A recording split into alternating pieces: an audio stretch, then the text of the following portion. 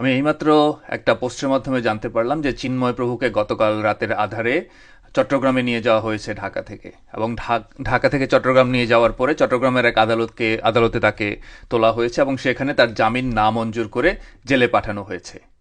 এটা নিশ্চিতভাবেই ইউনূসের একটা রাজনৈতিক চাল। ঢাকা যেহেতু অলরেডি নানান রকমের আন্দোলনে জর্জরিত, এজন্যই চিন্ময় প্রভুকে চট্টগ্রামে নিয়ে যাওয়া হয়েছে এবং ওখানে জেলে দেওয়া হয়েছে। এবং চিন্ময় প্রভু সমস্ত সংখ্যালঘুদের জন্যই লড়ছিলেন, এবং জেলায় জেলায় যে আন্দোলন তিনি গড়ে তুলেছিলেন সেটা আসলে এই মুহূর্তের বাংলাদেশের জন্য খুবই জরুরি। যারা রাস্তায় আছেন, যারা এই আন্দোলনের সাথে যুক্ত আছেন, আমার একটাই পরামর্শ থাকবে যে আপনাদের দৃষ্টিটা ঢাকার দিকে রাখুন।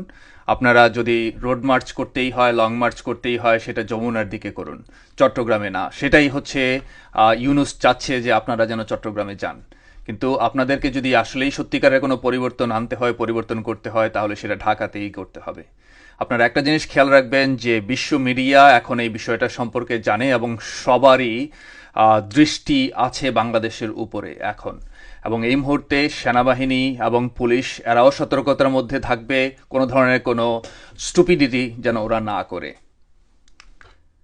ইউনূসের এবার বিদায় ঘণ্টা বেজে গেছে। ইউনূস, তুই গদি ছাড়।